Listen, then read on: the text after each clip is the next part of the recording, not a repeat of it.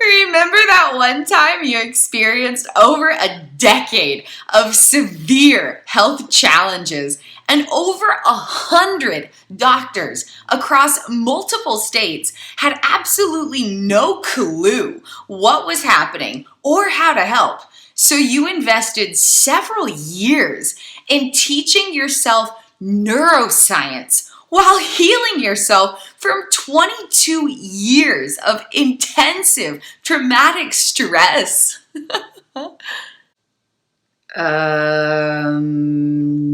No, not really. Actually, I'm recovering from some pretty severe amnesia, and that's not really ringing much of a bell right now. I can't say I remember much of any of that explicitly. This is awkward.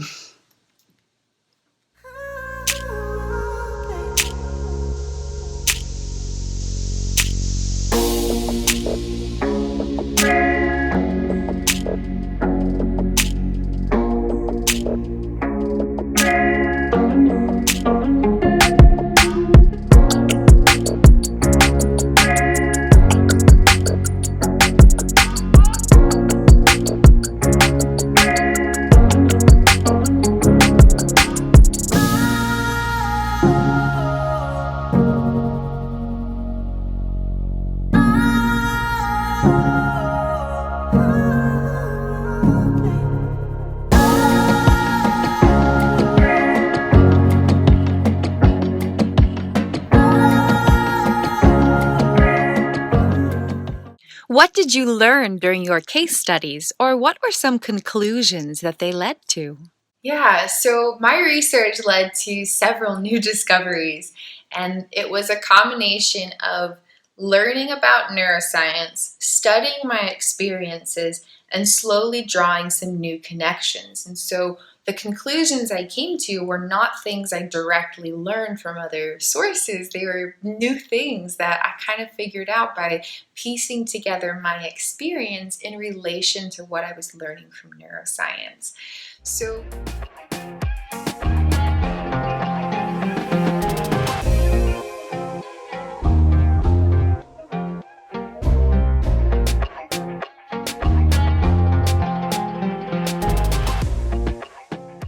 my seventh thesis statement or conclusion or discovery along this healing journey is that adverse childhood experiences or early life traumatic stress can disrupt attachment development.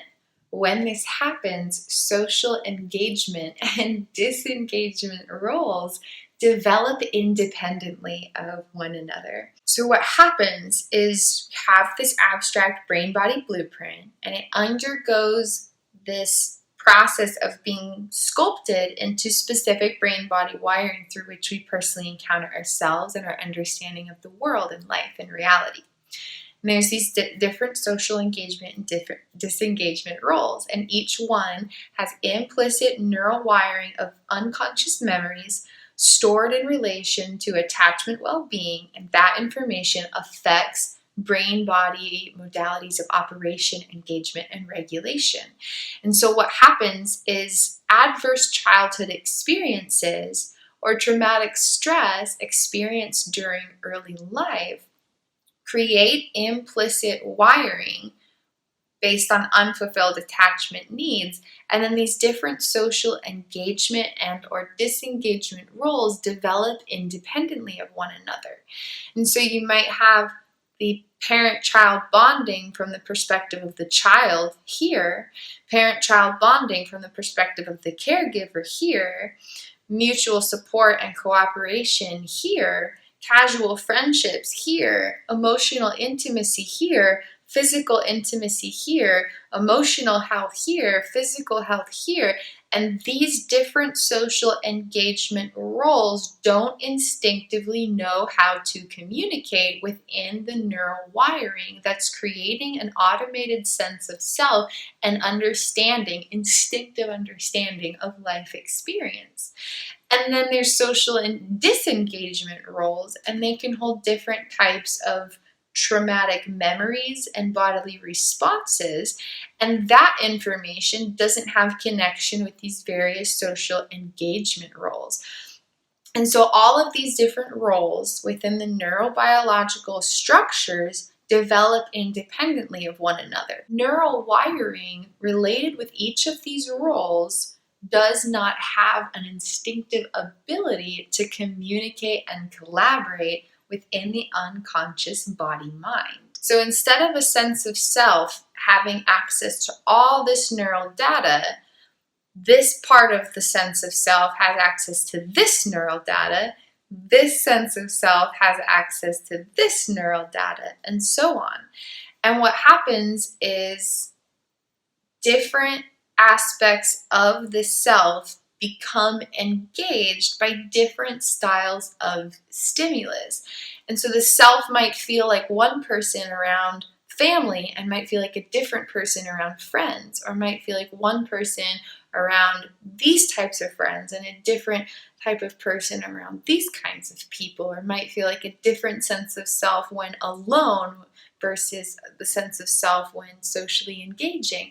And it's because of how the stimulus of other people activates these different social engagement and disengagement roles that engage neural data as implicit memories provide navigation regarding self and life according to attachment need fulfillment, and the activation and ignition of this neural data affects how the brain and the body know how to regulate and share energies within itself through all the various, compartments and components of this miraculous vessel we inhabit. And this creates unique order of neural wiring. These are frequently mistaken for disorders, but the truth is that there is nothing disordered about this. This is the most miraculous order that could possibly exist within neurobiological applications of consciousness. It is literally the most profound and astounding miracle. There's unique order of neural wiring. It's extraordinarily organized. Extraordinarily organized. Different vibrational signals, different stimulus, especially from different types of people, activate specific regions of neural wiring that engage these various social engagement and disengagement roles for optimal survival. It's a very miraculous evolutionary adaptation of the social engagement system that neurobiological wiring is developed on top of. And so it stems from attachment development, but it really relates to the entire organization of the brain-body system, from implicit neural wiring to the way that the heart beats and regulates blood flow.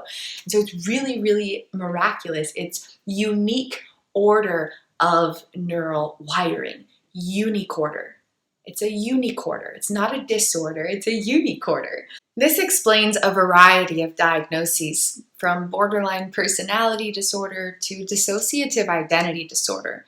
These current descriptors, however, do not effectively explain the neuroscience of the experiences or provide specified directionality towards healing potentials, which is exactly what a clinical diagnosis is intended to do.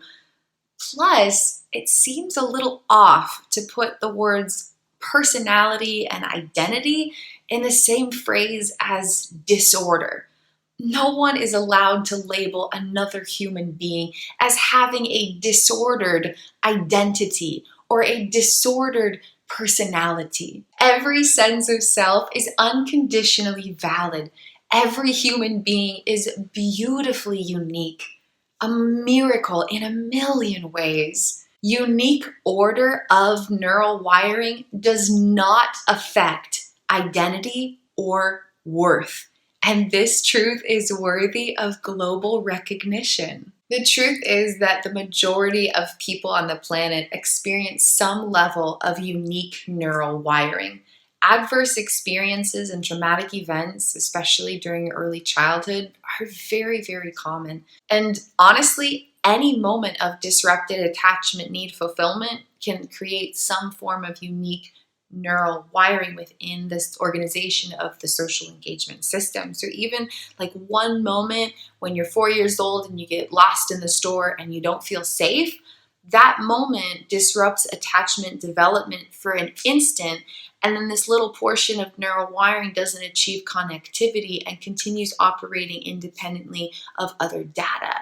And so it definitely ranges along a spectrum, but the truth is that the majority of people in the world experience some form of unique neural wiring within the social engagement system because of minor and or severe and occasional and or frequent or chronic attachment need fulfillment disruption that affects how neural wiring is organized within the social engagement system.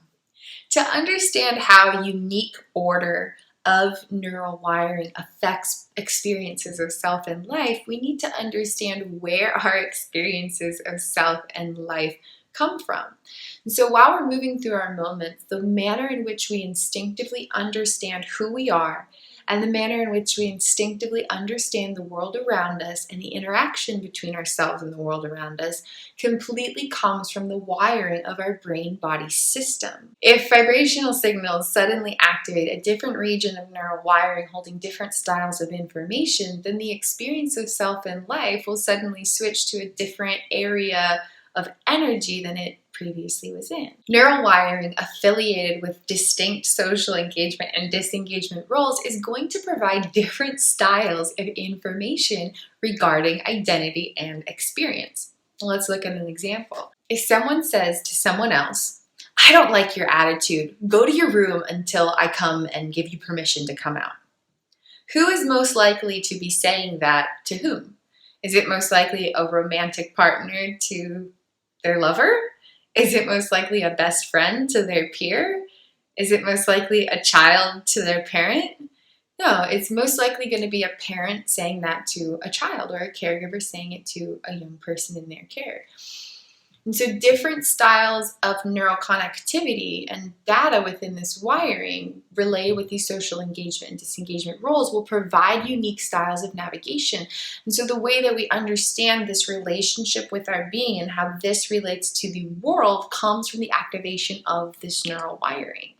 And this is why a lot of people might feel like a different sense of self around their family versus other people, because the social engagement role of parent-child bonding from the perspective of the child is being activated by the stimulus of engaging with their family, and all these other regions of neural wiring that relate with their adult self are less engaged. And so their instinctive unconscious sense of self, unconscious interpretations of the moment, more so stem from neural wiring from early childhood related with the parent-child bonding from the perspective of the child than they have to do with more updated neural data.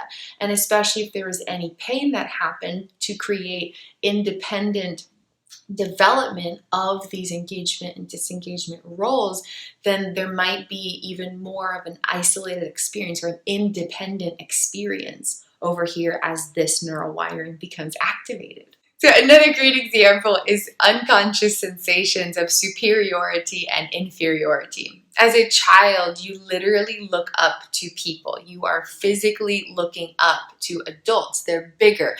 They're a larger body. Their brain can process through complex concepts more effectively. There's this sense of they are superior, they are bigger than me, I am inferior, I am smaller than them. And it's a very unconscious sensation. And similarly, this may happen as an adult when connecting with a child. You are physically taller. You literally have to look down to them. It's not like you're looking down on them. You're physically, literally looking down at them because they're smaller. And so there may be an unconscious sensation of superiority. Even with complete respect for the child and everything, there's an unconscious sensation of, I am bigger. I have more power in this situation. It's a very unconscious sensation. And so when these roles within a social engagement system develop and operate independently of one another, activation of parent-child bonding from the perspective of the child may unconsciously ignite sensations of feeling inferior or feeling small. And it's very, very, very, very, very unconscious. You don't consciously go around like, oh my goodness, the world is a giant place and I'm a teeny child. But those sensations are unconsciously projected into experience, and it comes through very subtly in somatic sensations or backdrop emotions without an explicit explanation. It comes through in all kinds of things, and the conscious mind doesn't know it, but secretly it's because neural wiring affiliated with the parent-child bonding from the perspective of the child is independently being activated and creating uniquely individualized sensations of self and automated interpretations of the surrounding world. And those projections are creating reality from within, and it's all in relation to the perspective of a child, where the child unconsciously feels inferior because of how big everything is. And similarly, if the parent-child bonding from the perspective of the parent is independently being activated, there may be unconscious feelings of superiority. And this could manifest in like feeling the need to take care of everybody. Like it might not be like a superior thing. It might just be like, oh my goodness, like I'm a tall person and I have to take care of everybody because they're physically smaller. And it's not going to come through in that conscious narrative. That is not going to be an explicit dialogue. It comes through in sensations. So when you connect with someone, there's almost like a motherly type instinct or a caregiver type instinct. And you're like, I need to take care of this person. And it comes through in a variety of different thoughts and feelings. But in the backdrop of the unconsciousness, it's deriving from the implicit wiring within the social engagement system in relation to parent-child bonding from the perspective of the parent.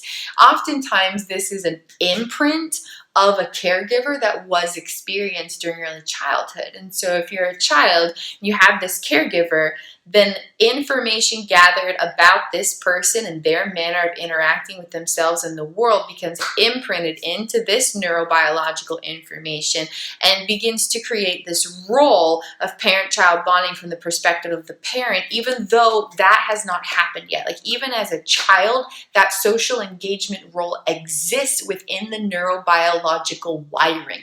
And it's basically an imprint of the caregiver. And so the body of the child is here interacting with the caregiver, and from those experiences, energies formulate this neural data, and then there's parent-child bonding from the perspective of the parent. That's an imprint of this caregiver. And then there's parent-child bonding from the perspective of the child. That's the first-hand personal experiences during these interactions. And so this early neurodevelopment sculpts the neural wiring in relation to attachment needs affecting brain-body operations. And as they exist and operate independently of one another, moments where the role of parent-child bonding from the perspective of the child may project feelings of being small or being inferior or being just like insecure, just things that you might feel in childhood. And because that neural wiring doesn't have connectivity with all of this other data where the body itself is like, I know I'm an adult and I can do this. If it doesn't have connectivity with that, then these projections are going to be like, oh my God, I'm a small, teeny, tiny child and the world is a terrifying, huge place. And I'm just like helplessly small. But it comes through in very abstract sensations. So you don't know that it's happening. You don't know why these feelings are coming up. And then you might even feel a little silly. Like, well, I know I'm a grown adult. I know I can do this. Why am I feeling so small and inferior and insecure right now? And it's because of the way that this neural data is activating implicit memories, providing navigation regarding self and life according to attachment well-being, but all these roles are operating independently of one another within the neurobiological organization of the social engagement system. When the neurobiological role of parent-child bonding from the perspective of the child activates independently of other roles within this neurobiological social engagement system, two distinct features unfold. The first is that implicit neural wiring, navigating identity and experience, shift towards neural data gathered from early childhood. And then that information is being unconsciously projected into reality and interpreting unfolding moments. The second occurrence is that brain-body activity may shift to early stages of neurodevelopment. That might decrease left brain activity and amplify right brain activity as one of many examples. And this can cause an infinite myriad of unique styles of personal experience. For example, solidification of self might unconsciously decrease, and the sense of self might blend with the sense of selves of other people in the surrounding area. It has to do with the way neural activity is affecting automated translations of reality. These roles within the social engagement system then continue existing, operating, and expanding independently of one another. Imagine each year adding neural wiring to the social engagement system, contributing to the development of all these different roles.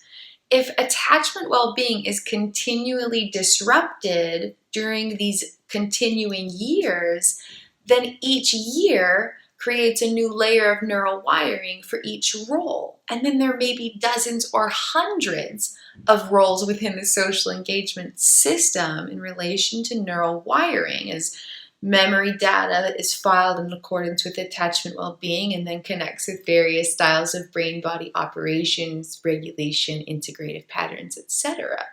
Then you may have hundreds or thousands of roles, just depending on the severity of disrupted attachment development or attachment well-being. And this can happen in a couple different ways. There may be chronic traumatic events, there may be persistent experiences that disrupt attachment well-being, or there could be chronic traumatic stress activation. So even if there's one traumatic event during early childhood, then the social engagement system may chronically be interrupted in its development as roles develop and operate independently of one another if trauma responses from that one event are chronically activated. So even if there's one event in early childhood, the activation of that traumatic response then disrupts each year as experience adds to neural wiring, and the social engagement continues to exist, operate, and expand through independent roles. And then there could be dozens of different roles that don't instinctively have neural connectivity with one another. In addition to originally developing independently, the persistent operation and activity of these roles independently expand the independence of social engagement and disengagement roles. So basically, if this role is being activated and it doesn't have connectivity with all this other neural data, then new neural data from the moments unfolding where this is independently being activated and contributing to immediacy of life experience, new neural data is filed in accordance with this role in the social engagement system, and all these other roles then do not have access to that new neural data. So this role here is independently operating. My sense of self, my processing of life experience is coming from this one role. And then there's all this other neural wiring throughout my social engagement system, right? But I don't have instinctive unconscious access to that. Then new moments are going to be filed over here with this role, and these portions of neural wiring, creating uniquely individualized sensations of self and processing of life, are not going to have access to this new neural data. When the roles within the social engagement system continue developing and expanding independently of one another, there may develop a variety of health challenges. One example is amnesia. If I'm here and I can access this neural data, then I don't have access to any of this neural data, and I forget about these portions of my life and these sensations and these autobiographical pieces of information. I don't have access to these elements of regulatory protocols, etc.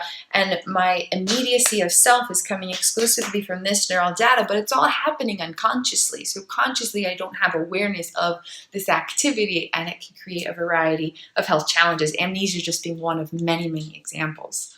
When living with this unique neural wiring of the social engagement system, there's a bunch of different things that could happen. There's an infinite amount of potential experiences, but I want to address two in particular.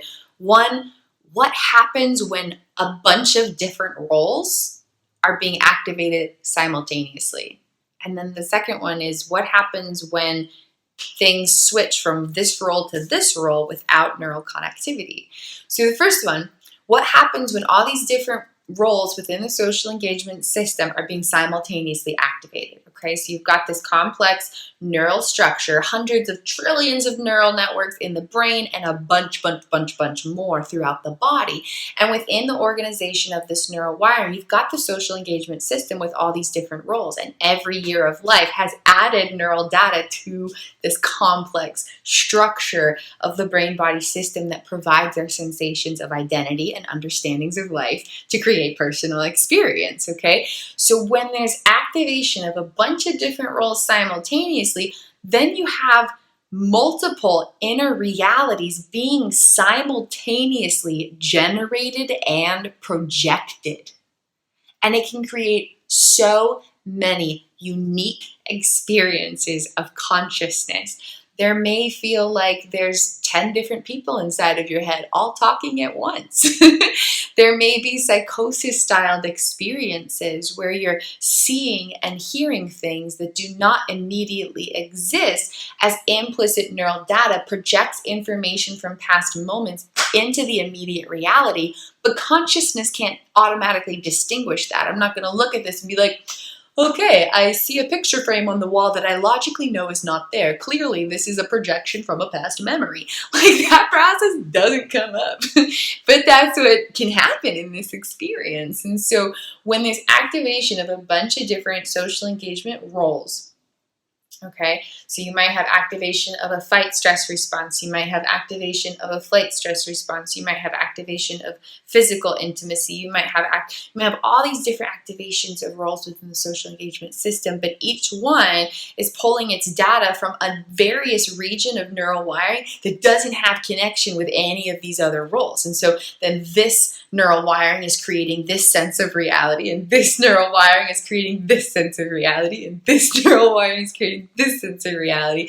And you're here as consciousness like, oh my God, these like all these different realities simultaneously occurring, and I don't know which one's me, and I don't know which one's real, and I don't know what's what, and this is really terrifying and overwhelming. And this can create so many different kinds of unique experiences. It may be difficult to be in the physical present moment because there's so much noise going on. The noise is coming from memories, because memories don't exist to store the past. Memories are not like, this is what happened then. Neural wiring of memories is like, this is how I understand what's happening right now, and this is how I understand the potentials of what might next occur. And so you have all of this noise inside because these different portions of neural wiring don't have connection with one another. Disrupted attachment development caused these different roles within the social engagement system to develop independently and operate independently of one another. So then now this portion of neural wiring is saying this is what reality is. And then this portion of neural wiring is saying, no, I don't know what you're thinking over there, but this is what reality is because I have access to this neural data. And then this one over here is like, you guys are both nuts. This is what reality is. Like, come on, get your stuff together. Like, clearly, this is what reality is. And it's because these different regions of neural wiring are providing different types of unconscious navigation. For example, how do I know that this is a hand? If I didn't have memory data, I would not instinctively know that this is a hand. And I'd be like, oh my God, what is this thing? But because I have memory data, I say, this is a hand, this is my hand, and I can move my hand, and it's helpful to pick up a cup and drink water out of. I have an instinctive understanding of what this thing is because of my neural wiring, because of memories. And so we understand all the different factors of our reality, our internal sense of self and our external sensation of reality, based on how vibrational signals are being translated through our neural data and generating and projecting sensations regarding identity and experience. And so this portion of neural wiring, without connection to any others, will create its own uniquely individualized sense of self and understanding of life experience. And if you have dozens or maybe even hundreds of roles within the social engagement system that are operating independently of one another, but being simultaneously activated, there's going to be a whole bunch of different understandings of reality simultaneously occurring, multiple inner realities simultaneously being projected. And this can feel like racing thoughts, intrusive thoughts, different kinds of dissociation, mind-body disconnectivity. It can feel like there's 20 different people living inside of your head and you don't know which one's you. It can create all kinds of unique experiences, but it stems from this unique neural wiring of the social engagement system because of disrupted attachment development. The other fascinating thing that can happen with this is what happens then when roles within the social engagement system shift or switch from this role to this role.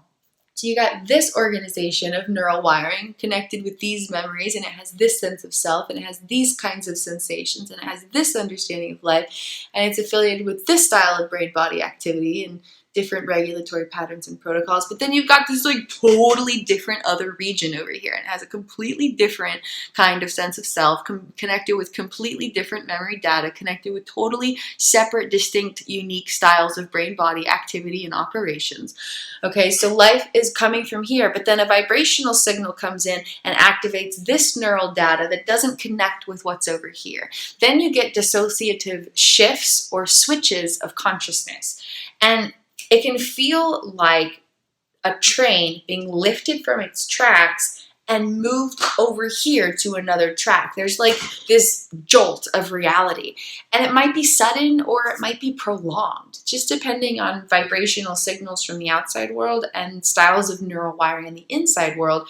A shift or a switch can be in nanoseconds or it can take hours, just depending on these variables. And so when it jumps from here to here, in a dissociative shift, then it redirects neural wiring, providing interpretations of self and life. And this can feel very disorienting or anxiety provoking. When there's a dissociative switch of consciousness, then it's not just adjusting the neural data of memories, it's adjusting styles of brain-body operation. And you could switch from engagement of one end of the autonomic nervous system to the way far other end. And then everything from blood flow and oxygen flow and muscular engagement and processing of sensory data, all of it changes. And again, it can happen in nanoseconds or it can take many, many hours, but a dissociative shift changes the neural wiring, adjustment of the neural wiring activation that's creating sensations of self and life. And so it creates a change in the unconscious mind. But then a dissociative switch adjusts the neural wiring engagement and engagement of brain-body regulatory patterns and protocols. And in addition to like anxiety and disorientation and stuff, a switch can actually be physically painful. There might be pains behind the ears or different headaches or different muscle tension patterns. There could be a bunch of different physical things that cause discomfort or actual pain when a dissociative switch occurs. And it's because vibrational signals are suddenly changing the activity of neural data in all these different regions that don't have connection with one another. And so there's all of this neural wiring over here, but then a vibrational signal is like, that's not getting processed here. I need to go activate this data to effectively process this new vibrational signal. And then this disengages and this engages, and the whole brain and body are like, oh my God, I'm another person. And everything that makes you a person, your sense of self, your understanding of who you are, your understanding of the world, your understanding of who you are in relation to orientation and time and space, the way that circulation is flowing, respiration is flowing, digestion is flowing, blood's flowing, oxygen's flowing, muscles are engaging, facial features are naturally occurring, vocal vibrations are naturally and instinctively enunciating themselves. Everything that makes a person changes because the neurobiological activity is radically adjusting within the neural wiring of the social engagement system. Shifts or switches of consciousness occur when various styles of vibrational signals or pieces of stimulus activate distinct social engagement or disengagement roles, or basically different regions of neural wiring, and cause an adjustment unconsciously in the way that the sense of self is understanding its own being, and the way that life is being automatically processed, or the way that neural activations are creating uniquely individualized experiences for parts of consciousness. And this happens beyond all awareness and control, and it has to do with the way vibrational signals or stimulus are activating the neural wiring unconsciously because of unique order within the neural wiring of social engagement and disengagement roles. These unique styles of neural activity can disrupt the processing of stimulus, and at individual moments there may be access to a limited sense of self, like you have access to this part of who you are, but you don't really know about all these other parts, and or stimulus might not be effectively processed. And this can generate a variety of health challenges, like what happens when you can't accurately sense something that's touching your skin? Let's say, for example, you're taking a hot dish out of the oven and your skin accidentally grazes the side of the pan. When the mind and the body are completely connected, the response time will occur instantaneously. And within a nanosecond, there are signals happening where the skin feels the heat and the burn and the pain of that, and that's being processed and translated, and instantaneously the hand moves away from it, okay? With that profound mind-body connectivity and effective flows within all of this miraculous activity, there's an instinctive nanosecond response time, okay? But if that's not happening, then there won't be that response time. The hand might stay where it's making contact with this really hot pan, and without that instinctive response time, there may be a very severe burn that happens because the skin wasn't like, oh my goodness, I'm being burned right now. Help, I'm in distress. Oh, okay, let me help you. Let's move that away. That information wasn't unconsciously flowing, and so the skin's just there and the mind doesn't know about it. So there's no response time, and there may be a very severe burn instead of just gently grazing the pan, just as one of infinite examples. There's a bunch of different stuff that can come up when sensory data is not being effectively processed and translated into personal experience. Personal experience can then kind of happen in bits and pieces in relation to your sense of internal identity and or external reality. I explore more about potential health challenges arising from unique order of neural wiring within the social engagement system in thesis statement number 10. So please stay tuned for that. Along with physical health challenges, there may be an infinite myriad of other implicit battles or mental, emotional, action patterned, behavioral, or relational challenges that arise from this unique order of neural wiring within the neurobiological social engagement system. For example, if automated translations of reality are exclusively stemming from the neurobiological social engagement role of emotional intimacy, then having emotional connections with other people is going to be the top priority according to how neural wiring is translating life, including identity and experience. And there won't be this ability, this unconscious ability to take into consideration other elements of personal needs or experience. And so the top priority in that instance is having emotional intimacy with other people. But that might jeopardize other elements of personal needs or boundaries or health. Like you might seek emotional intimacy with other people at the cost of certain regions of health or personal boundaries because of how neural wiring is translating life as these roles engage independently of one another. Another example is what happens when the physical intimacy role within the neurobiological social engagement system engages independently of other regions. Then you might get hypersexualized tendencies because of how neural wiring is automatically translating and processing life experience. And so if there's physical intimacy role within this neurobiological social engagement system, and maybe it's, for example, protecting the self from past sexual trauma, then when that region of data is activating and contributing to automated interpretations of reality, there will be unconscious hypersexualized tendencies. But the conscious self, who's observing different thoughts and feelings and action patterns and desires and sensations and whatever's coming up, isn't going to have access to understanding where that information's coming from. There won't be an innate ability to understand that these roles within the neurobiological social engagement system are operating independently of one another, and because of how the priority within this one role is engaging in affiliation with this neural wiring, that's creating different types of automated sensations and interpretations of reality, from thoughts and feelings and perceptions and desires to automated regulatory protocols within the brain and the body. Like the body itself might have hypersexualized tendencies, even distinctive automated thoughts, and it comes from this unique order of neural wiring that's coping with unconscious traumatic stress lodged in the body. If the role of physical health is engaging independently of emotional health or rest and restitution, especially when it's closely linked with a fight or flight stress response, then there may be excessive exercise without an ability to eat really well and take time for rest and relaxation.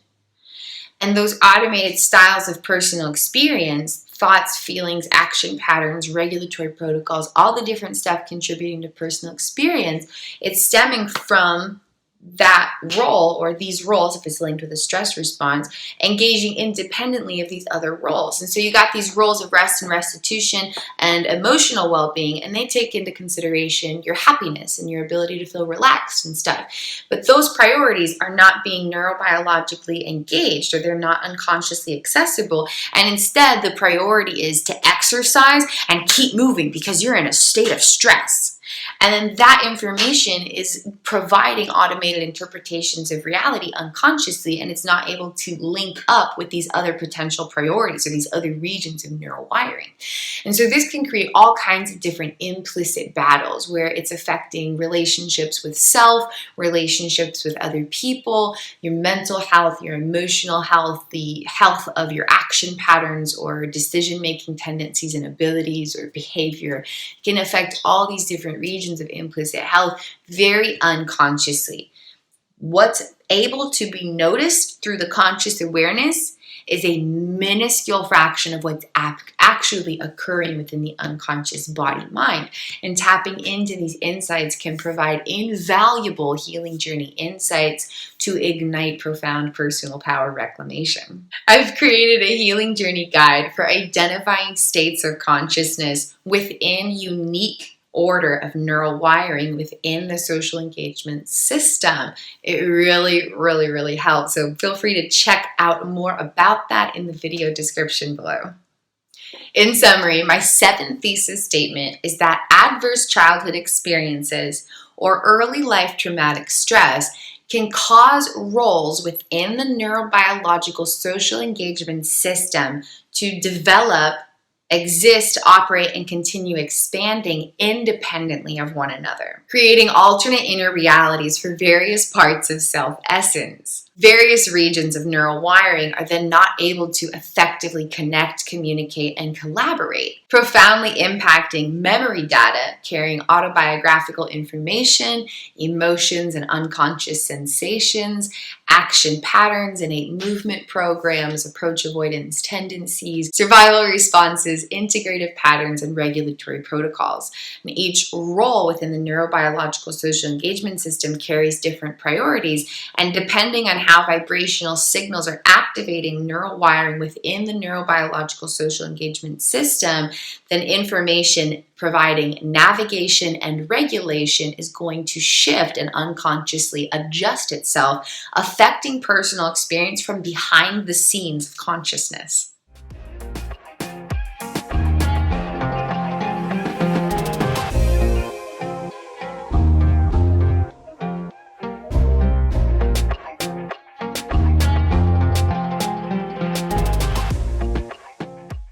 My eighth discovery or thesis statement from this case study is that dissociative age regression occurs when neural wiring affiliated with parent-child bonding from the perspective of the child becomes independently activated. So basically, adverse childhood experiences or traumatic stress during early life disrupt attachment development, provoking divergent neurodevelopment with unique order of the neurobiological social engagement system. The social engagement role affiliated with parent-child bonding from the perspective of the child does not achieve neural connectivity with other social engagement roles. And so the neural wiring from those experiences during early childhood continue existing and operating independently of more recent neural data.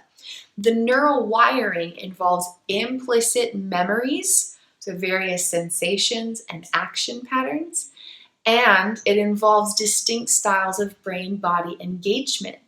When this region of neural wiring is activated, then the social engagement role independently creates unique experiences of consciousness, and they may involve having a sense of self that feels like life did as a child, because the sense of self comes from projections from neural wiring as consciousness experiences the brain-body system.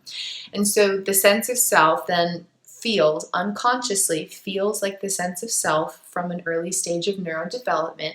And in addition, the way that the brain and the body are naturally regulating and operating mimic that of an early stage of neurodevelopment. And this might involve increased activity in the right brain hemisphere and decreased activity in the left brain hemisphere. It might involve chronic disengagement of the prefrontal cortex.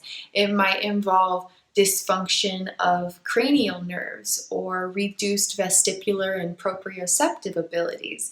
It might involve all these different unique styles of neurobiological activity as the social engagement role of the child in that parent-child bonding from the perspective of the child. That social engagement role is activated, engaging distinct regions of neural wiring, projecting interpretations of self and reality, and how that is engaging various styles of brain-body activity and manners of regulation. Because the neuroscience of dissociative age regression is a very misunderstood topic around the world, I'd like to explore this just a little bit more in depth. So two things happen when dissociative age regression activates. The role within the neurobiological social engagement system of parent-child bonding from the perspective of the child activates as vibrational signals are processed through this complex neural wiring. That role activates. The first thing that happens is neural wiring from a stage of early childhood engages, affecting navigation within the unconscious body-mind. The second thing that happens is brain-body activity shifts its style of operation to an early stage of neurodevelopment, adjusting regulation within the unconscious body-mind, so navigation, regulation. So I want to look at these things in particular and how this neurobiological activity impacts personal experience. Understanding this opens so many doors for healing. It's important that we understand what's actually happening in these structures so that people who are experiencing these miraculously unique occurrences can have compassionate understanding for what they're going through. And so healing practitioners can have deeper insight into the science of what their clients are experiencing so they know how to be there for them more effectively. We really can't provide healing empowerment of any kind, whether it's compassionate validation or potential hope for improving any associated health challenges. We can't embrace those potentialities until we understand the neuroscientific causalities behind these unique experiences. So let's explore this. Navigation within the unconscious body-mind affects identity and personal experience. So the first element of this is how the self relates with the self. Okay, so there's a few different elements of identity. It's how the self relates with the self, how the self relates with other people, how the self relates with elements of life experience. There's a lot of different components to this aspect of personal identity, and it all comes from how neural wiring is engaging. Okay, so the first thing is how the self relates with the self. And this includes internal conceptualizations like your skill sets, for example. An adult might have complete confidence in their skills and abilities. But when you're a child, those skill sets haven't developed yet. And so your confidence in your own abilities is much less than it would be when you're an adult. This is one of infinite examples. So personal confidence is affected during age regression. This how the self relates with the internal conceptualizations with the self is impacted during dissociative age regression. The second thing is how the self relates with the physical self. Okay, if the conceptualizations of the self are coming from neural networks developed during early childhood, then how the self is innately understanding the body is going to be different. And there may be challenges with that. Because if the neural networks are attempting to navigate the body of a 5-year-old, but the body is actually 25 years old, then there's going to be all kinds of misfires within the neural activity that impacts experiences of consciousness. So when we move through life and we're trying to have compassion for these unique experiences, we need to look at where our experience is coming from. Like when we're moving through life, everything's so automatic that we dismiss the miracles that are occurring. But the fact that we can navigate our sense of identity and our physical body and our conceptualization about who we are at all is a miracle. And so in these dissociative age regressive experiences, how the self is navigating the self is dependent on neural activity stemming from stages of early childhood. Because attachment development was disrupted and these regions of neural data didn't continue expanding with all this other new updated information. So there's parent-child bonding from the perspective of the child within the neurobiological social engagement system, and these regions of neural wiring are existing, operating, continuing to expand independently of other regions. And this is where the sense of self is coming from. So how the self relates with the internal conceptualizations of the self, how the self relates with the external conceptualization of the physical body is going to be different and unique during these dissociative age regressive experiences. Okay, the next part about this is how the self relates with the outer world, including other people. So when you move through life, if you're a grown adult and you're at a grocery store, let's say, for example, and you're walking past other people, how do you understand who you are in relation to them? Okay, think about that for a minute. When you're walking through the grocery store, how do you understand who you are in relation to other people? Okay? Really pause and think about that for a moment, because this isn't something that we naturally tend to explore. When you're walking through the store, your unconscious body-mind is doing a million things to let you know who you are in relation to each person. And if that stuff is disrupted, then you might find yourself at the grocery store going up to every person like, "Hey, how are you? I haven't seen you in forever." To every stranger. If your neural networks are providing disrupted navigation where every human being looks familiar to you, then you might walk up to every stranger in a grocery store and greet them like they're your best friend. And they're going to look at you like you're nuts because they've never met you before. Just as one example of how neural networks impact personal experience. Okay, so when you're moving through the grocery store, you understand these are strangers, but they're safe to be around. I've never seen them before, but they mean me no harm. And when you're a grown adult, you're walking through a store and you see a child, you understand that you're an adult and that's a child. All of that information is being unconsciously provided by neural networks operating in the unconscious body-mind. During an age-regressive experience of consciousness, you might be at the grocery store and adults seem very domineering, very superior. You might feel very small in relation to the people that are around you because the unconscious body-mind is not providing navigation that explains that you are equal to these people. You're an adult just like these other adults. And so adults might have this sense of, they might seem a little bit more intimidating, just as one of many examples. And then the other little part about this is if you're in an age-regressive experience of consciousness and your neural networks are providing information that say, hey, you're 5 years old, then when you see a child who's 5 years old, you're going to look at them and think that they are a peer. There won't be an instinctive ability to feel like a peer to adults, even though the body is an adult. Instead, you'll look at children and feel like those are your peers, due to how neural networks are navigating a sense of identity unconsciously. So how the self relates with the outer world and who feels like a peer is one example, whether children or adults feel like they are your equal.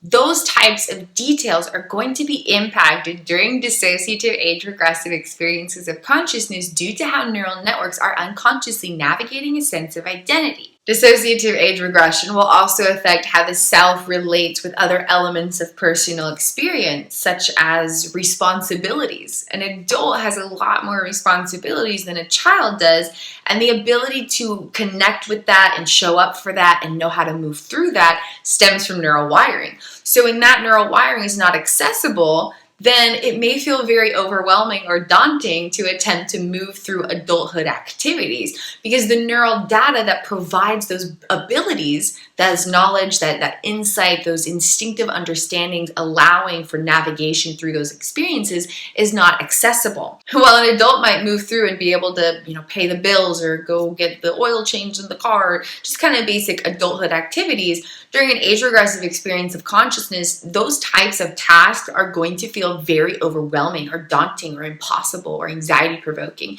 because neural networks providing that information unconsciously are not accessible. It has to do with brain-body activity, 1000%. It has to do with how these miraculous neural structures are contributing to automated styles of personal experience from behind the scenes.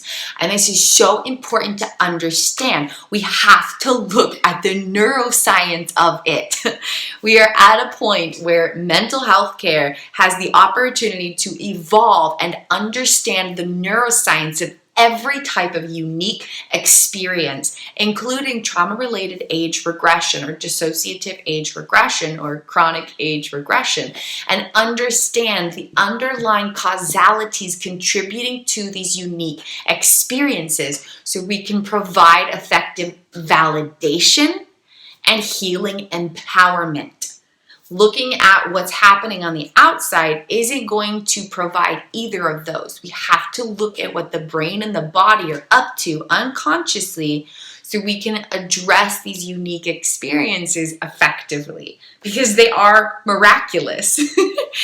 Age regression is a profound miracle, and the more we can understand it, the more we can uplift dissociative age regressive experiences into healing empowerment in any and all types of ways. So the first thing that happens with dissociative age regression is it affects the unconscious navigation provided within the unconscious body-mind. This affects how the self relates with the inner self and the outer self. how the self relates with other people and other elements of personal experience. And the third thing that this navigation affects are interactions with experience. This is basically how identity, or the self relating with the self and other people in the world, impacts unfolding moments.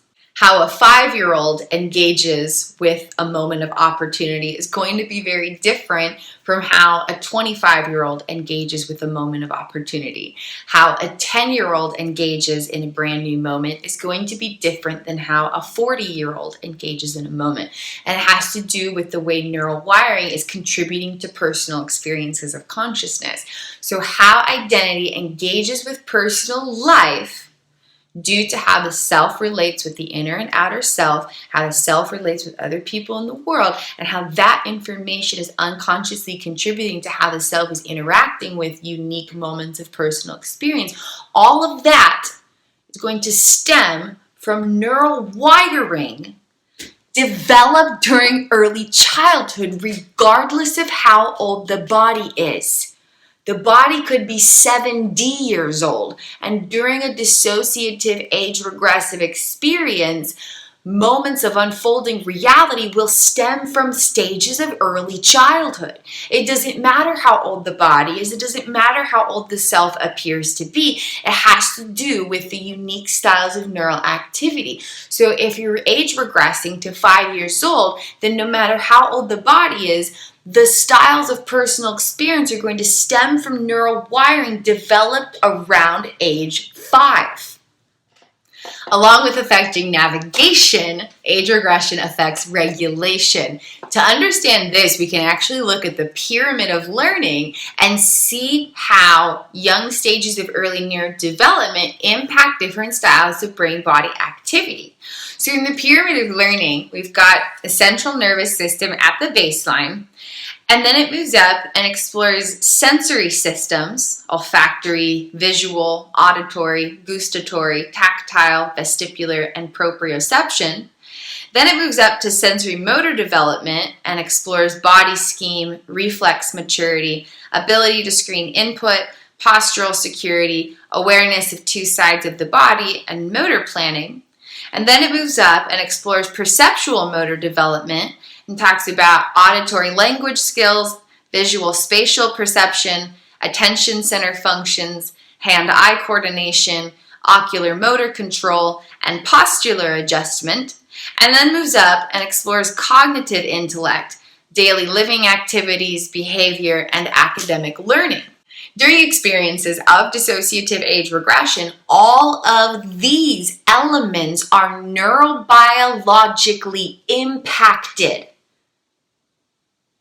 During experiences of dissociative age regression, 100% of these details in the pyramid of learning are neurobiologically impacted and unconsciously affected.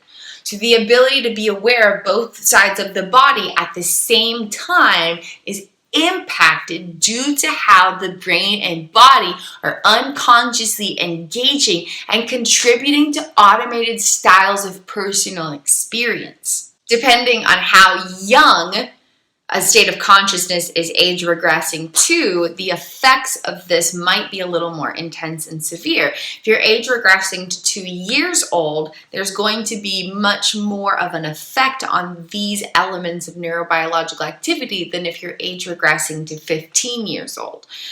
Ranges along a spectrum, but these elements within the pyramid of learning are all neurobiologically impacted during experiences of dissociative age regression.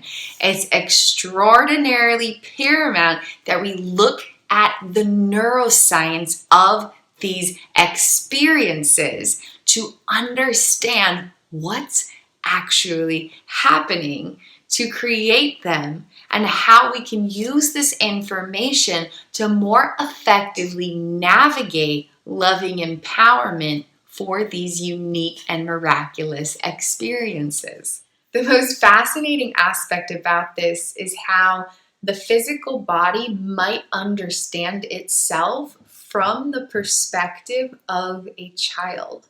So for example, as an adult who's like about 5'6", I understand my self-orientation from the eye level of someone who's 5'6". But a child relates with the world from the height of their body. And so a child might understand the world from a 3-foot tall perspective. When this unique neural wiring engages, it's interpreting reality. And oftentimes, it might interpret reality from the memories of being physically small. And so as the eyes acquire abstract information, translate it into personal experience, and provide a visual sensation for the mind or the self to observe, the surrounding reality might be from the perspective of being 3 feet tall instead of 5'6". Even though it's all happening in the same grown adult body, it has to do with the way neural activity is translating sensations of self in relation to reality. For example, when you go to reach a doorknob, it's somewhat below you, right? Like you're tall, you're up here, your eyes are up here, you kind of have to look down. And there's this relationship between your sense of self through visual eyesight and the external reality where you're reaching for a doorknob. And you understand that it's a couple feet below you and it's maybe near your waist while your eyes are up here. In an experience of dissociative age regression, the doorknob might feel like it's at eye level rather than waist level. So it's very, very miraculous and fascinating how the interpretations of reality completely come from the activity of neural data unconsciously. And when neural wiring from an early stage of neurodevelopment is independently operating, it can project interpretations of self and reality through that specific perspective of implicit data. During my case study work, I identified 3 specific types of age regression. Cognitive age regression affects the conscious mind, where there's perceptions and thoughts and feelings. Subsational age regression affects the unconscious mind, where there's more subtle backdrop sensations or emotions or implicit memory activations or activation of attachment well-being. Physical age regression affects the way the brain and the body are engaging. And so if there's difficulties walking or speaking, for example, that may be a sign of physical age regression. And then with these 3 types of age regression, there may be partial age regression, where 1 or 2 of these are being activated. You might feel age regression inside the unconscious and conscious mind, but the body is still able to be like, I'm an adult. Or the body might be experiencing difficulties reading or walking, but the inner reality of the conscious and unconscious minds is able to access more recent neural wiring and data from adulthood. Or there could be complete age regression, where all 3 of these types of age regression are simultaneously occurring. And then all the activity, conscious and unconscious, body and mind, are experiencing life through an age regressive state. Each of these types of age regression ranges along a spectrum from newborn and infancy to stages of early adulthood.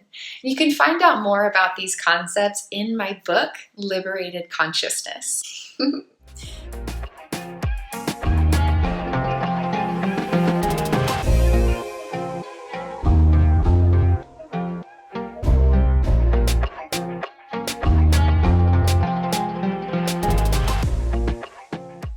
My 9th thesis statement is that healing dissociative age regression, or age regression experienced in unique order of neural wiring, requires the gradual process of completing stages of early neurodevelopment. Just as children are beautiful, perfect, divine, precious miracles, child states of consciousness are absolutely beautiful and precious and perfect in every way.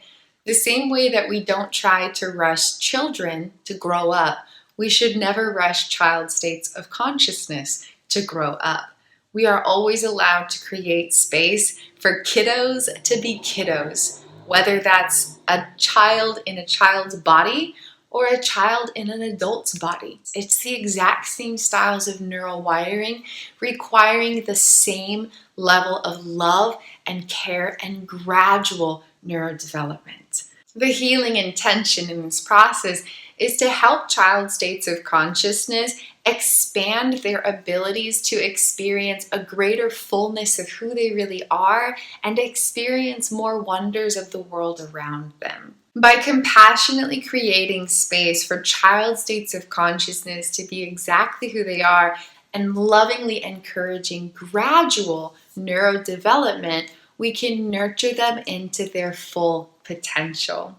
The pyramid of learning is an excellent resource for this process of healing chronic age regression. Regularly engaging in activities that specifically address these different needs within the pyramid of learning, starting from the baseline of the central nervous system and gradually working up into all these different unconscious abilities, can really help provide healing relief and loving empowerment for these aspects of miraculous self-essence. When creating healing modalities for age regression, you can look at different styles of brain-body therapies or activities that directly address these elements within the pyramid of learning. For example, if you focus on activities that specifically address awareness of two sides of the body, or specifically brain-body activities that specifically address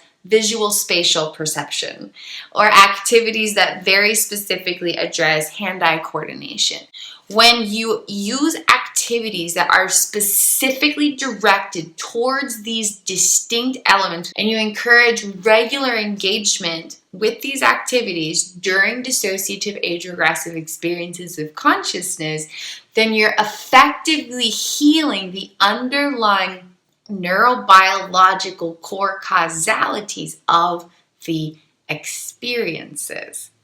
And tackling healing from this angle is going to produce far greater healing benefits than any traditional therapeutic endeavor. For example, physical therapy exercises that are designed to increase connectivity between brain hemispheres is one of the most important healing endeavors that can ever be embarked upon to help transform and empower age regressive experiences. Then these age regressive states of consciousness are going to have greater brain-body access so they can thrive more. Because that's the goal. We want to help these states of consciousness thrive. It's the miracles that they are.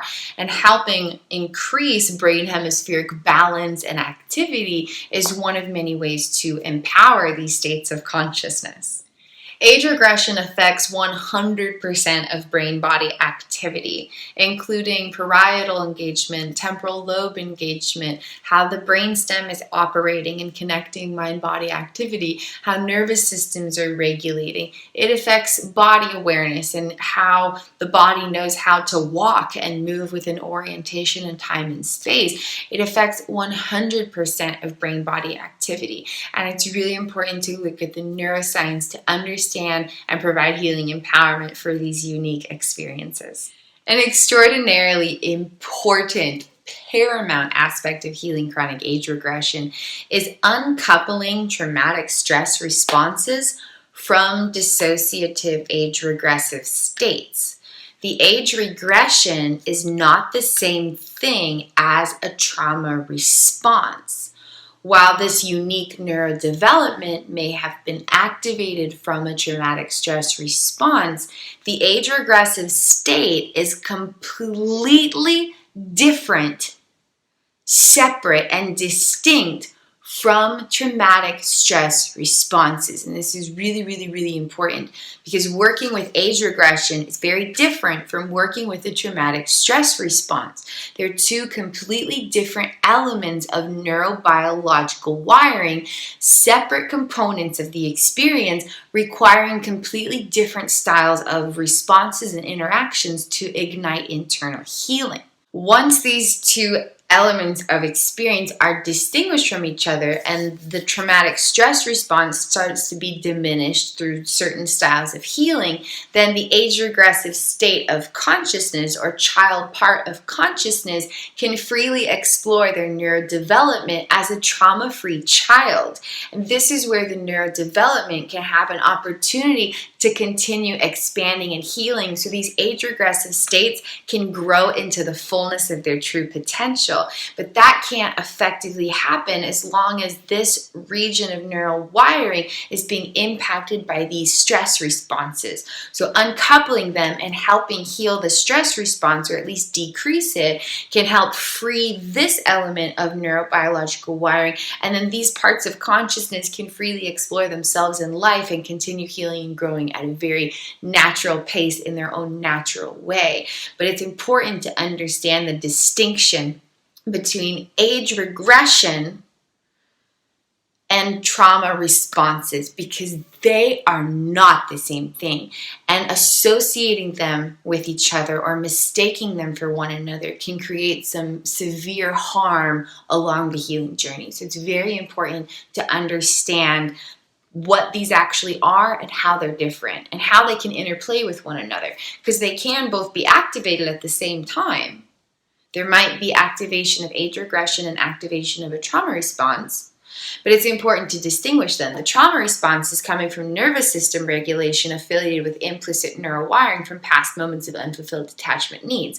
Age regression is certain styles of brain-body activity, including amplified right brain engagement, affiliated with neural wiring gathered during early childhood. They're very different things, and they contribute to experience in different ways. So uncoupling them and helping decrease the stress response so the age regressive state of consciousness can freely explore their neurodevelopment as a trauma-free child is very important along this healing journey. The absolute most important element of healing chronic age regression is to finish repairing the disrupted attachment development. This affects neural wiring carrying all types of memories and neural wiring carrying all types of integrative patterns and regulatory protocols. So you really kind of get to the baseline of all the different brain body stuff when you work directly with attachment systems. What I'm about to share with you can actually be applied during any type of healing journey that focuses on inner child liberation or attachment healing. So what I'm about to share with you isn't just for liberating age regressive states of consciousness into the great expanse of all that they can truly be. It can really focus on that, but really what I'm about to share with you can be applied to help heal internal attachments and heal the inner child, because we all have an inner child. Every human being on the planet has the neurobiological applications of consciousness of an inner child. And that's kind of a complex topic of its own, so I won't dive into it right here. But what I'm about to share with you can be applied to heal attachment systems and liberate any kind of inner child, not just age regressive states of consciousness. So at the core of the neurobiological social engagement system, that very first role to start developing that impacts how all the other roles develop is parent-child bonding, especially from the perspective of the child. And then all these other different roles kind of develop on top of that or after that. And so the implicit neural wiring of parent-child bonding right here at the foundation of the neurobiological social engagement system associated with attachment development that affects how experiential elements are processed into memories and create different types of regulatory protocols and integrated patterns of the brain-body system. That's kind of like the root baseline of all this. So when you get down to that core and work directly with the attachment development affiliated with that role, you really cut to the neurobiological core and the foundation of where these experiences are coming from. And you can create some profoundly empowering healing, like profoundly empowering healing. You're not just like, oh, I gotta like change this unique thing about me. No. You're not trying to change anything about who you are. You're already perfect. Like, let's just cut to the chase here. You're a perfect human being. You're beautiful and amazing and miraculous and incredible exactly as you are.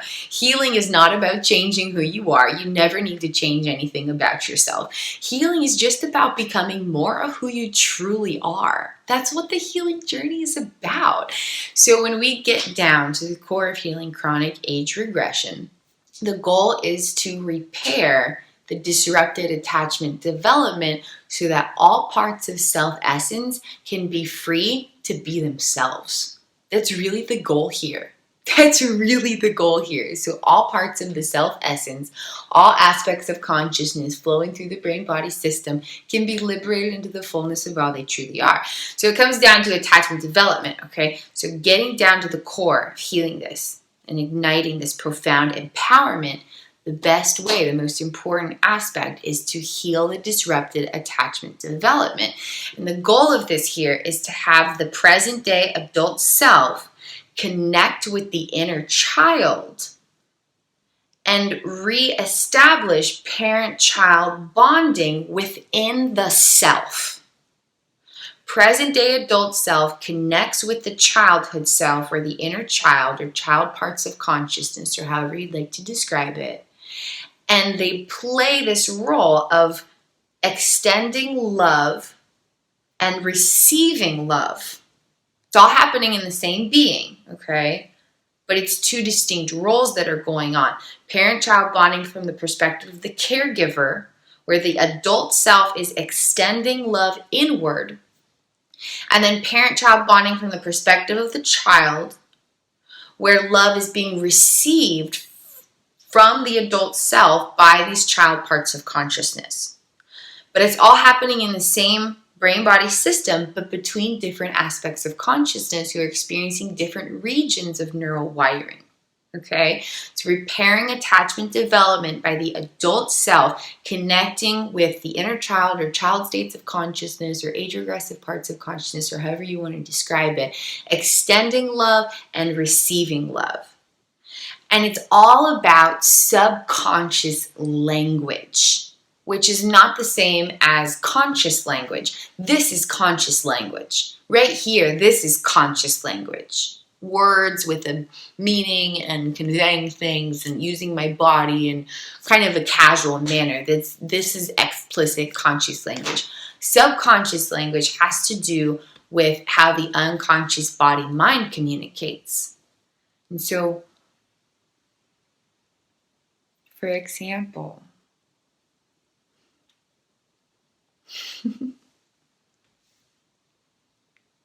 when you shift the way that the eyes are moving and engaging,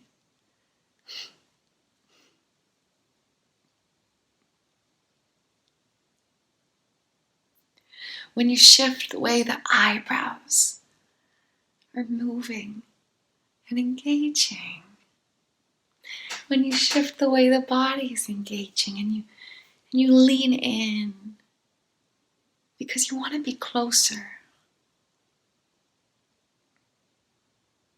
when you take time to emotionally connect, when you take time to shift the way that the voice is creating vibrations to be more calming and more soothing and more compassionate and more playful and more gentle and more loving and more endearing. That's an example of subconscious language. That's an example of the type of communication that really directly impacts attachment well-being. And so taking time to connect through that style of energetic engagement from the adult self to the child self is how things start to shift very profoundly. So for example, you might do a mirror meditation, okay? And you're looking in the mirror. Pull this as an example, okay? All right, so looking in a mirror. And if I'm just like, hey, what's up? How are you? You cool? Okay, that's good. Bye.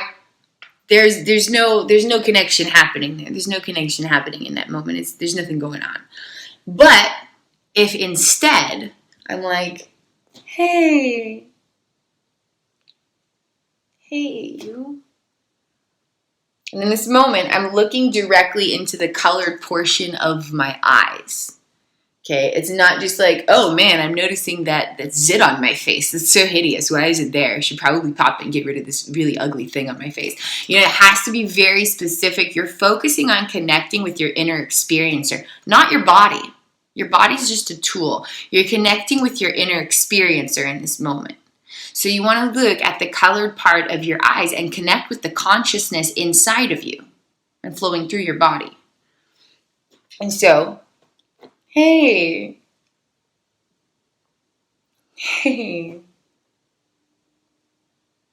you. How's it going in there? Is everything going okay? I just wanted to take a little moment and check in because you matter. And you matter deeply.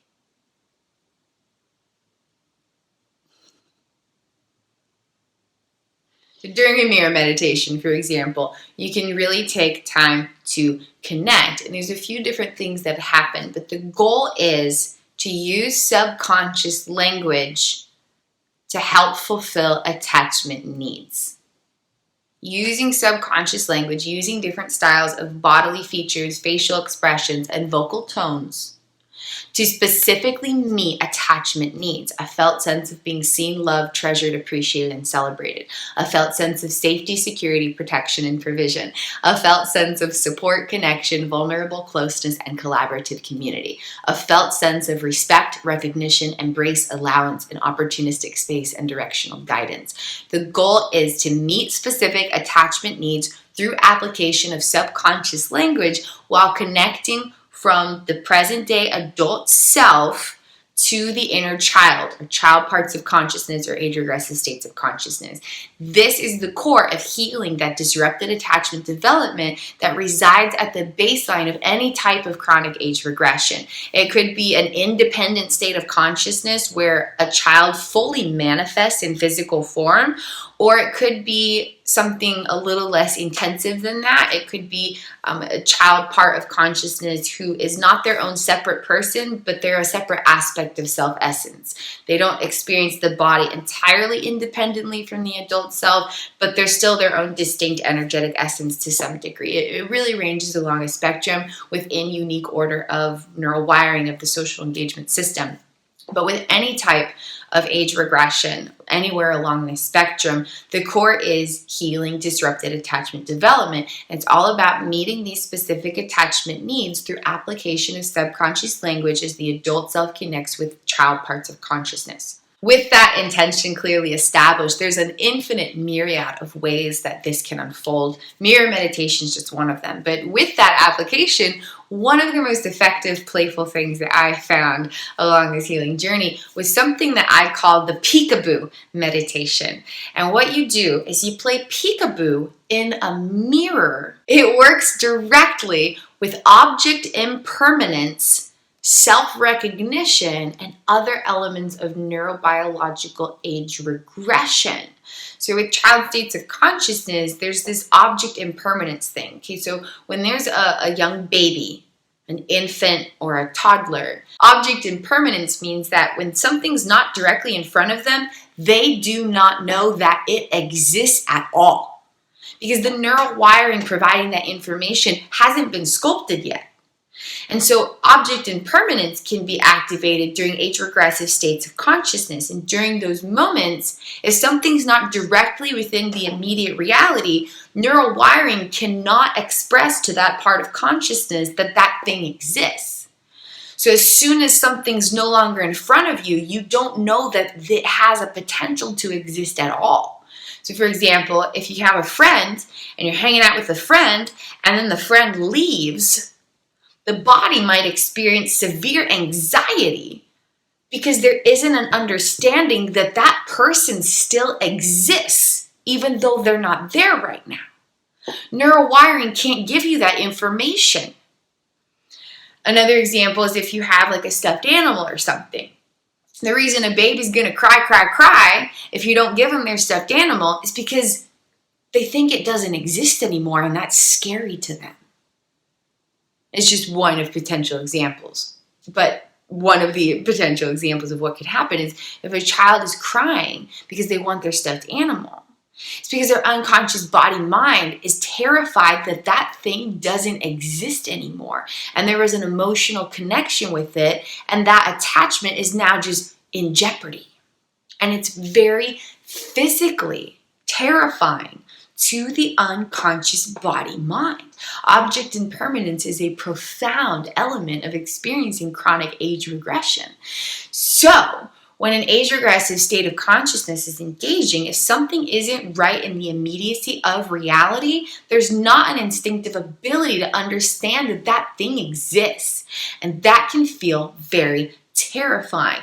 This comes into play in a super uniquely miraculous way, because what happens when there's object impermanence with your own sense of self and your own physical body?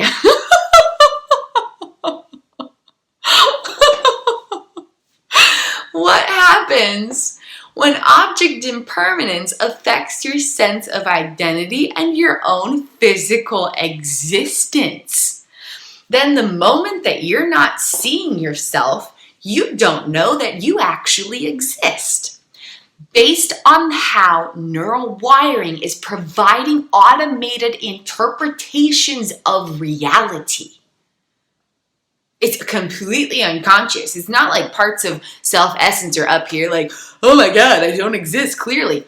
No. It's because of how neural wiring is navigating self and life based on how this neural data has developed. And so if there's all of this dissociation, then there's all this undercoupled memory data because of moments of unfulfilled attachment needs.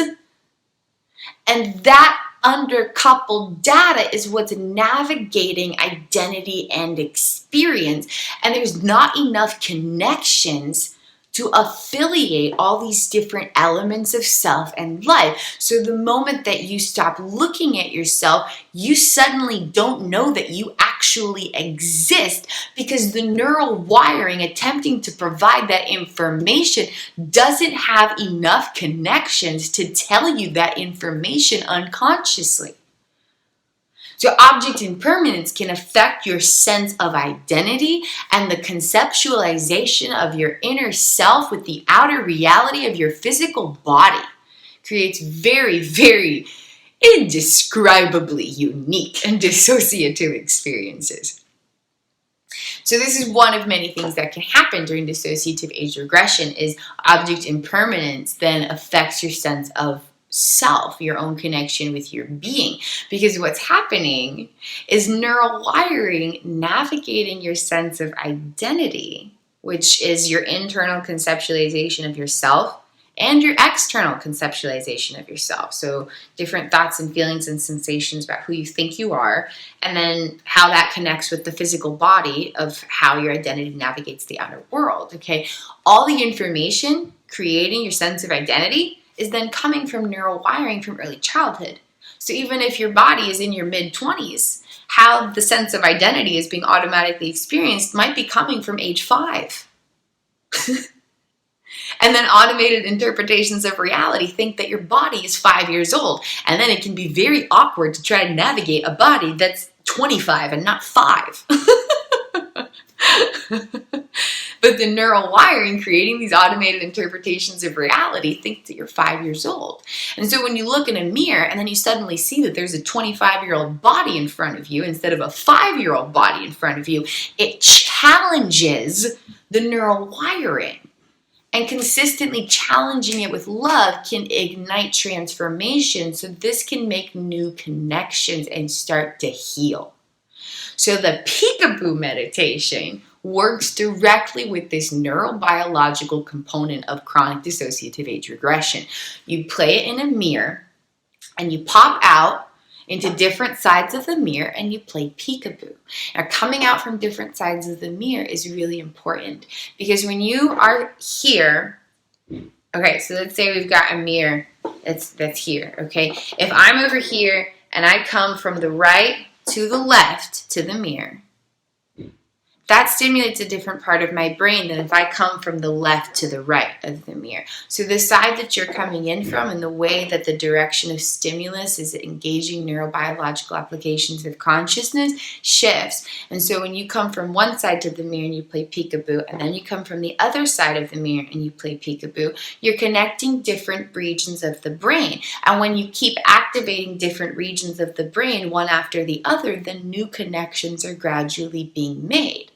So, let's say, for example, I'm over here, and I go peekaboo, and then I'm over here, and I go peekaboo, and over here, and I go peekaboo, and then over here, and I go peekaboo. Chronically doing that is activating different regions of the brain, and when you continue activating different regions of the brain, then new connections are gradually formulating. And the peekaboo aspect is really important because you're engaging in a state of play, which helps connect with these child states of consciousness. You're kind of breaking through the barriers of any protector parts that may be creating blockages between the adult self and the inner child, which is just a chronic occurrence in this unique order of neurowiring. There's all these different parts of self-essence designed to support the self.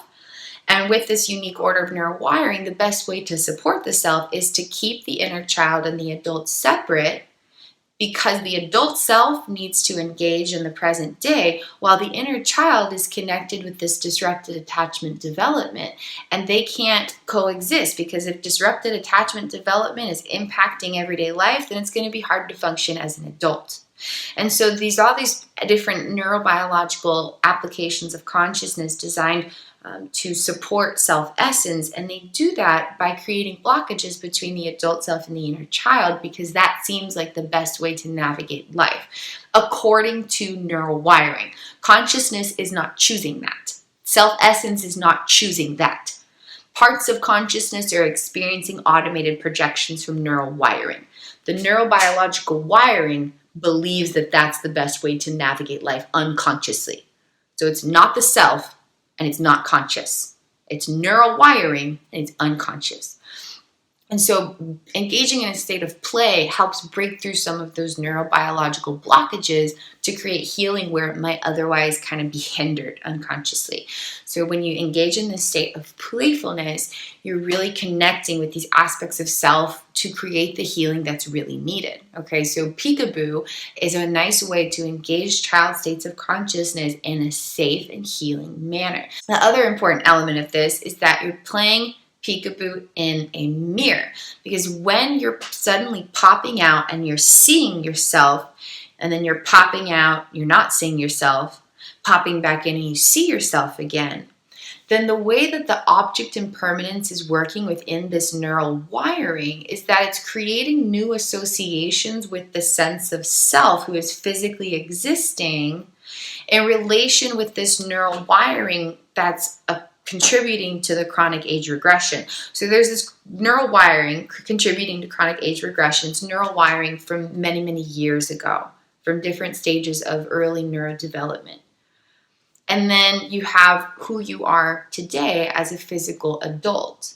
And when you activate this neural wiring and create new associations with the physical body that exists now, you're creating new neural connections that can help relieve some of the anxiety caused by these unique dissociative experiences, because you're engaging the power of consciousness to directly work with the underlying neurobiological causalities, creating these unique experiences.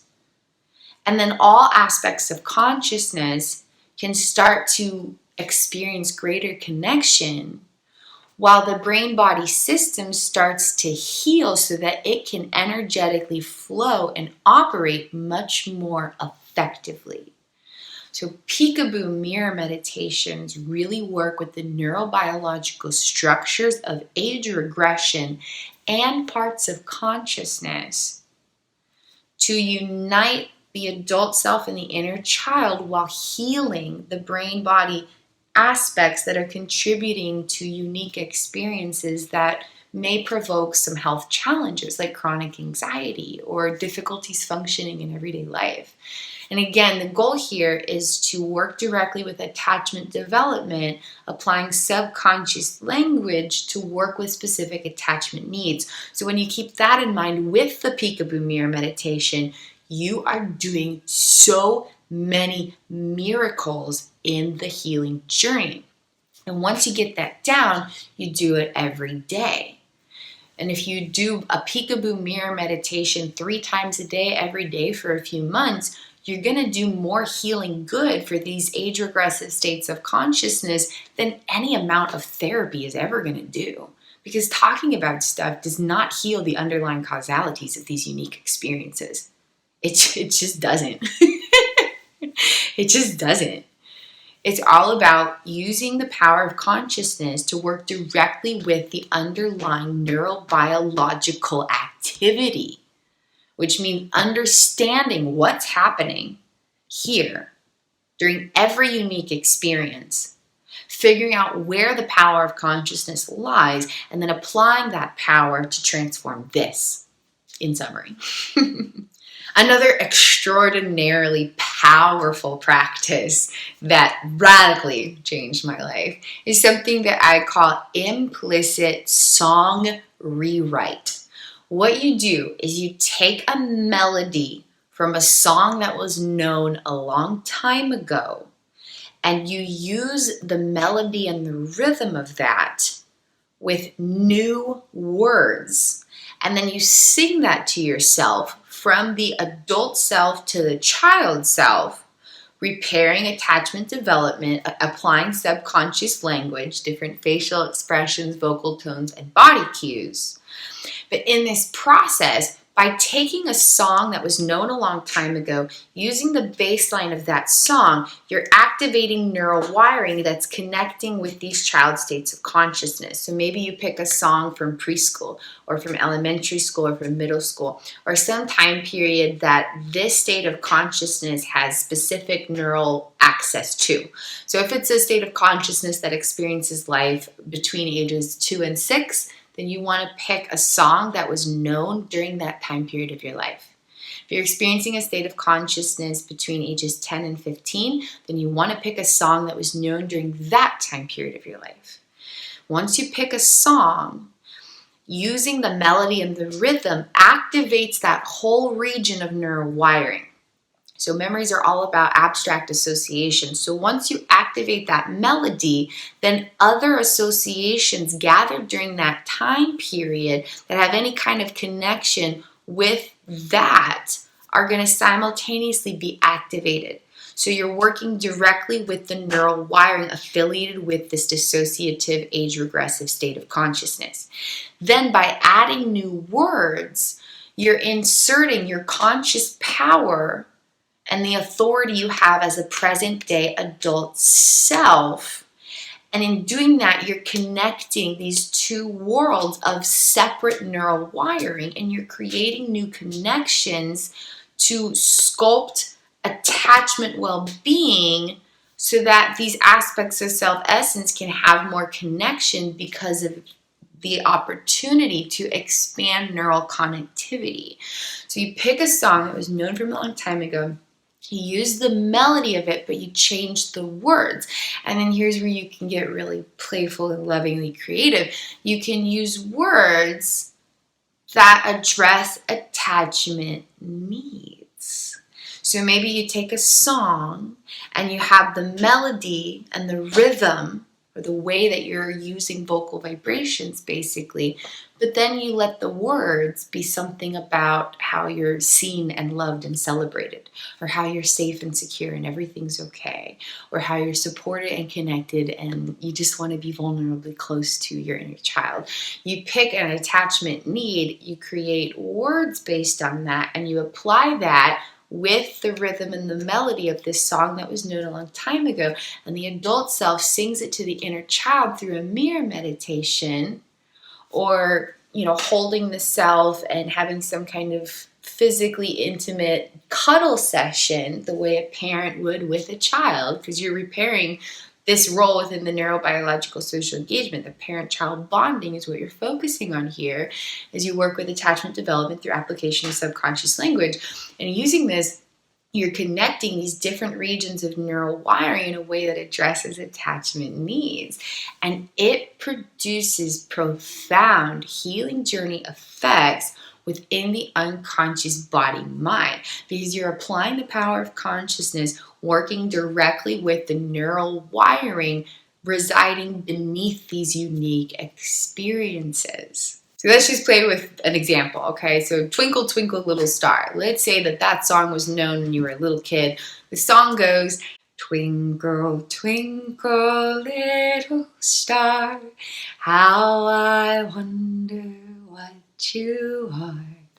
You take the melody of that, but you change the words. Inner child, I love you. Loving you, there's nothing I'd rather do. Up above you shine so bright. You're everything in my day and night. I love you, my inner child. I just want to see you smile. Just as one of infinite examples, the goal is to take a song that you knew a long time ago, use the melody and the rhythm with new words to address attachment needs, sing it from the adult self to the inner child to repair that attachment development. And then the adult self is giving love. The child self is receiving love. It's all happening in the same brain-body system, but with different aspects of self-essence.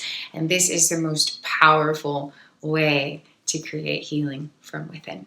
These thesis statement insights stem from intimate, expensive, personal experience. I experienced about a dozen age-regressive states of consciousness, ranging from 6 months old to 16 years old. And I gradually cultivated this program for myself that I called Raising Mosaics. And it was this process to repair attachment development from my adult self to different states of consciousness, experiencing unique styles of age regression. And through gradual application of dozens of different practices, I was able to help liberate my beautiful inner child into the fullness of all that she can be, so she can be her true self, because who we really are is not an aspect of self that experiences separation. And every part of us just wants connection. But the connection that we're really looking for comes from inside of us. Neural wiring might stimulate messages where we seek connection outside of us. But the truth is, our neural wiring and our consciousness just wants to have internal connection. Different aspects of us, whether it's an adult self or a child state of consciousness or any other unique aspect of self-essence experiencing a distinct region of neural wiring, they really just want to have loving presence within the self. At the end of the day, that's all consciousness and neural wiring desires, is loving presence. Different aspects of who we are just want to be connected from within. And when we focus on repairing disrupted attachment development, we can create that inner connection so that all parts of self-essence can be liberated into their true potential and experience a greater fullness of self and life than what was ever imagined possible before. Age-regressive states of consciousness, or child parts of consciousness fully manifested in physical form, are the most astounding, precious, angelic, miraculous components of the human experience existing on the entire planet. Infinite, astounding, inspiring miracles exist within age-regressive states of consciousness. These child parts of consciousness should absolutely be treasured and celebrated and respected and uplifted into the fullness of all they can be, treasured and savored and cherished for the magic that they are. It is beautiful to be a child, no matter if it's a child in an adult's body or a child in a child's body. the fact of existing as a child is beautiful and is unconditionally worthy of loving celebration. Age-regressive states of consciousness are an inspiring miracle that should be embraced unconditionally with love across the planet.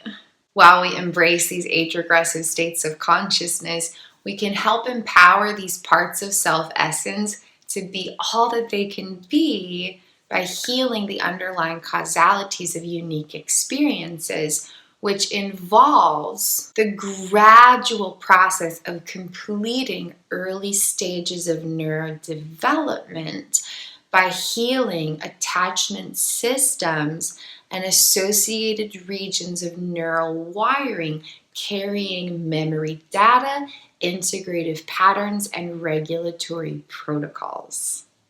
In conclusion, my 9th thesis statement is that healing chronic age regression requires the gradual process of completing early stages of neurodevelopment through loving presence.